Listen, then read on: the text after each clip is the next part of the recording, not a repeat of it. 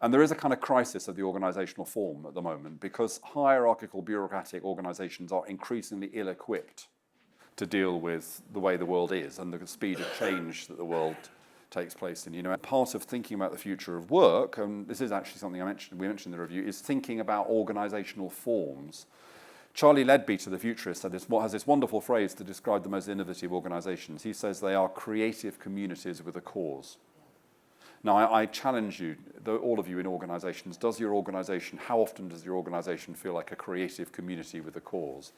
And so if we are going to have great work, we need to have the kinds of organisations that are designed to maximise people's autonomy, their sense of meaning, their sense of purpose, and to reduce to the bare minimum, actually, bureaucratic hierarchical control.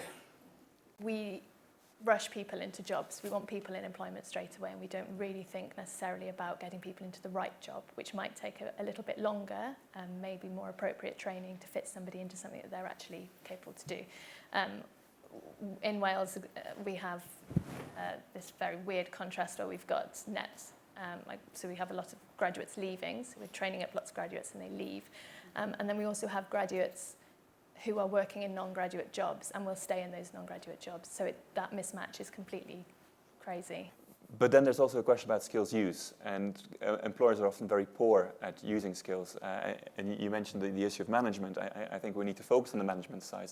How can managers make sure that they use the skills that are available? And the other thing that I was thinking about was how much things change and how much things remain the same. So in the last decade, we had this shift into the knowledge economy, but because of occupational segregation in the labour market, which is unbelievably strong in Wales, so men are still 90% of our software professionals currently, 90% of our design and development managers.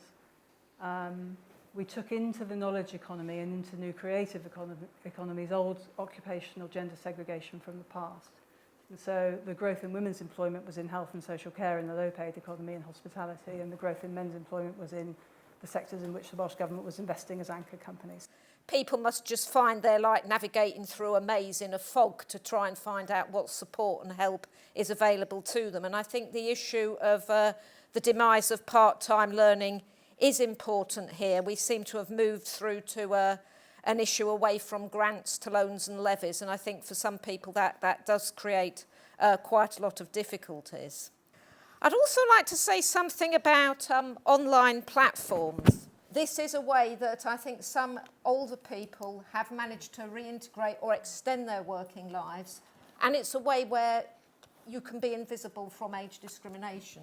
And I think online platforms, if we look to the future, it may be a way that you supplement as different times through your working life. It is a way that you can actually learn skills if you are sufficiently self-motivated to do that and you are a kind of self-starter.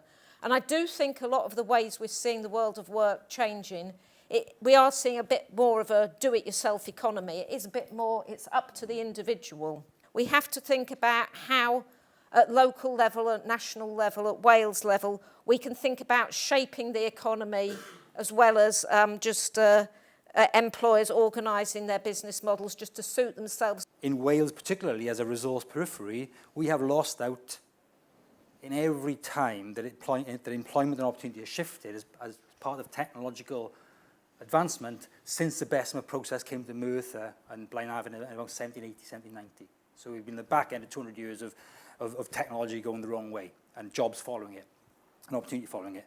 And it's largely because we don't own any capital in Wales. And we shouldn't forget that or ignore that in thinking about how we respond in our particular circumstance to these opportunities and threats. We haven't heard much of schools education really this morning.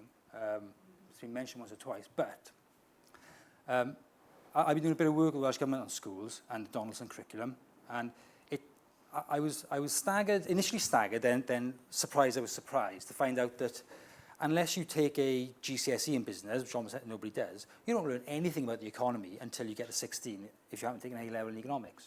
It seems to me that there is not only an opportunity, but an absolute necessity to make sure that firstly, the Donaldson curriculum, which will come in from 2022, teaches economics, business, management, whatever you want to call it, in a way which is integrated with careers development. Where we are losing from the public sector permanent employees who want flexibility and who want more autonomy and are perhaps a bit fed up with what Matthew has described as a productivity gap contribution of bad management.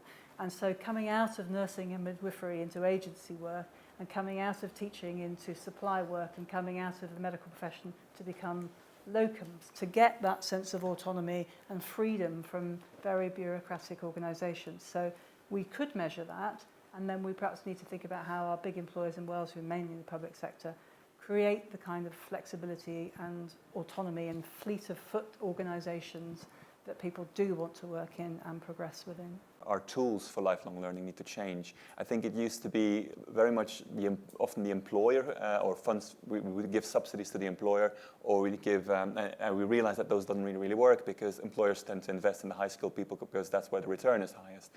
Or we would make tax incentives for people that they can deduct their expenditure on skills from. But again, the people who benefit from those tools tend to be often the high-skilled people. And I think that this is where our policy response needs to change. We need to use, and again, technology can help. Ideas like digital badges can help. We need to go back to the idea of individual learning accounts. We need to say to people that all these bits of learning, 3-day course you did here, the thing you did at college there, the online learning you did here, the volunteering you did there, it can all be plugged into an account of you as a person which you can carry around. And that will give people a sense of that, and it'll make them demand more training and more recognition of their training. And so part of this, we always talk about employers not doing enough, but actually workers themselves don't demand enough because they don't necessarily see the benefits of it. But now an individual learning account would be something very different. It would be to improve mobility and ensure that people, and not just... And they have them in Singapore, don't they? They have them in Singapore. They still have them in Scotland. They still have them, they have a couple of other places. We're going to do a piece of work on this, learning from individual learning accounts, what works, what doesn't. But I think experimenting with these things. Also, why not work with some platform workers and see what you can do with those workers to make sure that they invest in skills. I think there's a lot of room for policy experimentation here.